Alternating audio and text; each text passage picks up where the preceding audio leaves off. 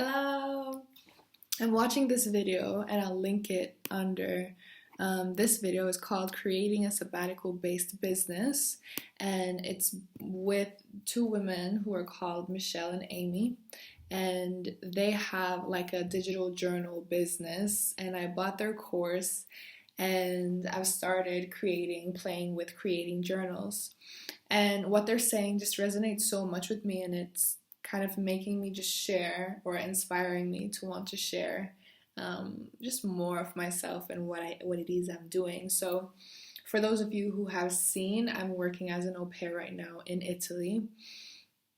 And leading up to making the decision of whether I should come here or not were a couple different questions. So, um, I want to share a little bit about my lifestyle, the decisions that I've made, and where I've been in my life, and where I am in my life, and where I see myself going with my life. So, on my YouTube channel, I think it's been consistent that I've been sharing about just wanting to live a life that's worth living and not working to live, because growing up, I saw my mom working 2 jobs, 3 jobs at some point, and just like not having time to live, just working, working, working. And I I think that I've been lucky in the form that growing up as a single child with a lot of time to reflect, and I think it's in my nature too to just ask questions and to see things, see the potential for things, and that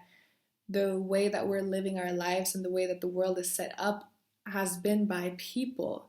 And we are people, and we have the power to change the way the society is and the way things are to fit with who we are and what we want. And I think sometimes we get so engulfed in the way things are that we forget that we have the ability and the potential to change and create newness. And I think also in the way that the world has been working and the conventional education there's been less focus on creativity and more focus on intelligence and logical, rational intelligence over creative, free-flowing intelligence. And that's why I think it's very important to recognize that, because if we're going to change the way things have been, that's going to take creativity, an ability to be open-minded and to try new things. And I think also the focus of the generations that have come before us have been to like get things right, and I know there's so much pressure on like get it right the first time. I feel that myself, like when I'm doing different things and I want to be perceived as professional or serious about what it is I'm doing. And I found myself in that hole sometimes of I chose to self-educate, but then still trying to fit with the paradigms of conventional education so that I'm not so far away from what is conventionally agreed upon or seen as success, to not hang too far out of that to the point where I'm not even seen anymore, recognized as necessary or valuable to society and the world, which is those are big things, right? But it's a small thing too, like your personal experience of that can be small in relation with the 7 billion people in the world, but it can mean everything to you as an individual in the world. So when I decided to become an au pair, I had the thought about like, what do I want to do? What's going to make me the most money? And I was considering coming to Switzerland or Italy, like I've said. And for a while, I wanted to go with Switzerland because I was going to make almost double the amount that I was going to make in Italy from the families that I had been seeing and talking with. And then I had to like ask myself, but what do I really want? Like, do I want to work hard and to do things that maybe I'd rather not do, but do it for the sake of making money, making as much as money for the least amount of time? Or do I want to make less money but enjoy my stay more and do things that I actually really want to do and make time for other things like filming videos or planning journal creations and different creative ventures that I have. And it also got me to the thought of, which I've shared in a blog post on my website called selinarubia.com. It's linked in the description box.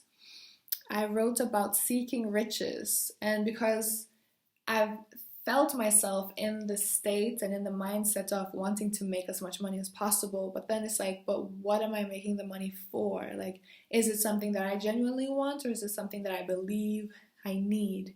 Is it, where does it come from, that desire? And I recognize within myself that I don't need to make as much money as possible. I need to make what's going to be enough for me to live the life that I want to live. And how much money is that really going to take, and then getting clear on what is it that I want for my life. And so these are things that I'm playing with and that I have been playing with for a while. And that's also the body and the form that my digital journals are taking. And so I want to ask you guys, firstly, have you heard about digital journals, and are you interested in them? Would you prefer a digital journal or a physical journal, or something that you can print out maybe for yourself? I have my own ideas about what I want for myself, of course, but I would love to hear from you what you're interested in. Do you use planners, journals, calendars, things like that? And what would you benefit from using? Yeah, I have a couple different things in creation. One that I want to create for women, and I think I'm going to make it free because I want to be able to share what it is I'm making, and for people to get to see it and see if this is something that resonates with them, if this is something that you would enjoy using, if you would benefit from using it. And yeah, so those are some of my ideas, where I'm standing, and I wanted to share just a little something with you guys. And you're so appreciated, truly. And yeah, I hope it all serves you well. I hope you're having a beautiful month of May. It's my birthday month. It's my birthday month. It's my birthday month. I was also thinking, like, because I'll be 25 in like 5 days. And I was thinking about how I was like going through all of my memories of my life and just remembering all the things that I've experienced, all the places that I've lived. And when I look through my life in experiences, it feels so long, like it feels more than 25 years. Because there's something happens when you say, I've lived 25 years, or you say whatever amount of years you've lived. It's so short as when you say it as numbers, like I've lived 40 years. But if you say, I've lived through this experience, that experience, oh, then there was this, and then that there was that place, and then this person, and then this event. And if you go through like that, I believe is going to feel way longer. So if there's anyone out there who feels like life is short, I know that's like a popular saying, and I'm with my rebellious self, I'm always like, is it though?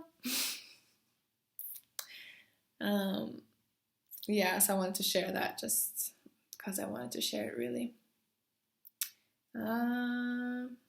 Okay, I think that's it for today.